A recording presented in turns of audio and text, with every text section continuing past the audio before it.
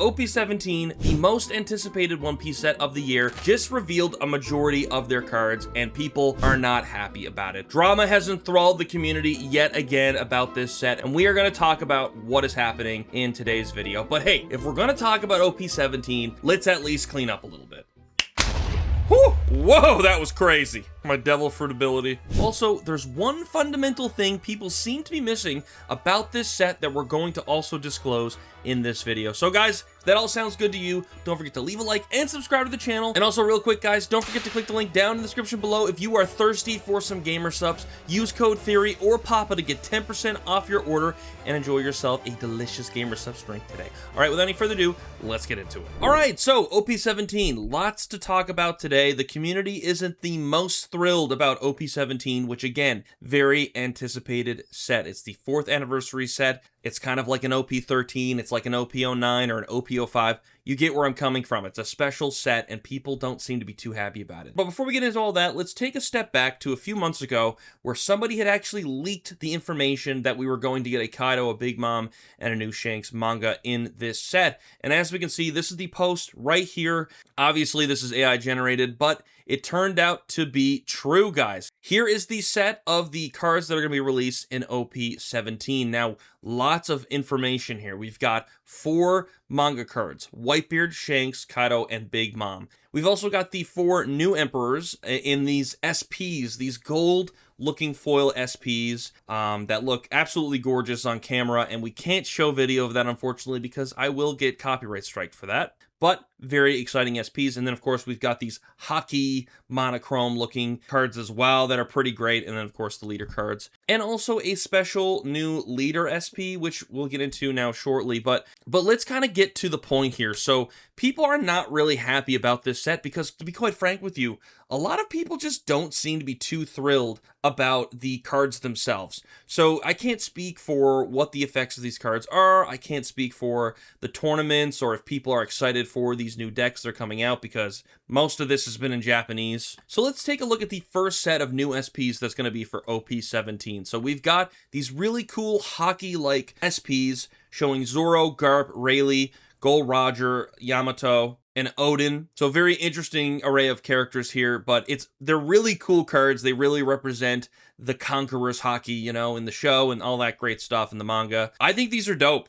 I think they look sick. A lot of people are saying that these they shouldn't belong in OP17 because it doesn't feel like an OP17 type set of cards. But to be quite frank with you, I don't necessarily agree with that. I mean, like, I feel like every set is introducing new things. Sometimes they go backwards, like we saw with OP16 and those SPs from OP04. We haven't really seen stuff like this yet, so I think it's cool that they're showing off the hockey of the characters. But overall, I think these are great cards, and I do like them. All right, so let's move on to the next set of SPs. So, guys, a lot of people are conflicted because they're saying the artwork is odd or these SPs just seem a little all over the place, stuff like that. Personally, I think these are going to look gorgeous in person. I've seen videos, and again, we can't show them because I'll get copyright striked, but they are beautiful cards, guys, and, you know, this picture kind of shows a little bit of the texturing on them and stuff like that. So we've talked a lot about the gold texturing that's been kind of slowly put on SPs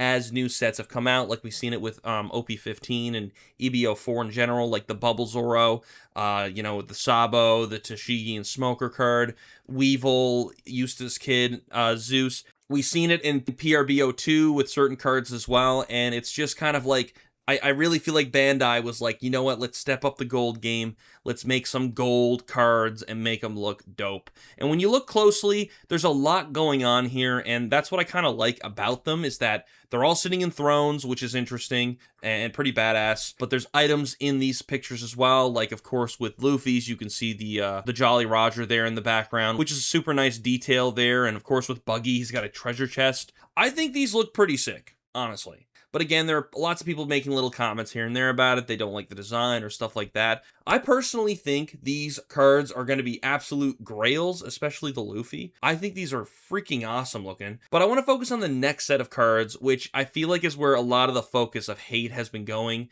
Because, well, these look gorgeous, and if you're complaining about them, I don't know why you are. But again, I implore you, Go on Twitter or whatever, go on X, look at the videos of these cards. They look awesome. But okay, let's move on to the main part of this video. So guys, we've got 4 new mangas introduced into the card game. We've got a Big Mom, Kaido, the 3rd Shanks, by the way. We've got a 3rd manga of Shanks, and we've got Whitebeard. So right off the bat, I'm just gonna say that, like, I think the set overall is all right. I think it's decent. Obviously, the lineup is pretty great. I've been waiting for a Big Mom, Kaido, and Whitebeard manga, and quite frankly, the fact that we're on our 3rd manga now for Shanks is kind of insane, but I suppose they can't remove Shanks because he's such a vital part of the story. He's such a big character. But here is my personal opinion about these mangas. First of all, I think the Shanks is kind of mid. I think the pose is kind of mid. You know, it's kind of embarrassing to say that this pose here in the AI picture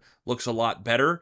I don't know if they were just trying to go for a different look because there's just already 2 Shanks mangas out there, but it's not my favorite. But it does show a lot of the manga panels in the back, which is actually kind of where I want to segue, because I almost find Kaido is too big to be on the manga here. They should have shrank him down maybe a little bit. You know, again, it's not like the biggest deal, but what's the point of manga cards if you can't really appreciate the mangas in the back or see anything? Like, we're barely seeing what's going on back there. But I will say, out of all of these manga cards introduced, Kaido is definitely the best one in my opinion. Now, Whitebeard, I think Whitebeard's all right. I mean, I don't know. Whitebeard's cool. I wish the Halberd was in the picture. And listen, I'm just going to say it. There's just a lot of pants going on in the Whitebeard picture, okay? But overall, it's not the worst thing ever. That's just my opinion. Again, wish the Halberd was in there. My biggest complaint, though, I think, is the Big Mom card. Here's why. It's probably got one of the best compositions out of all of these cards. It's freaky looking. It really represents Big Mom.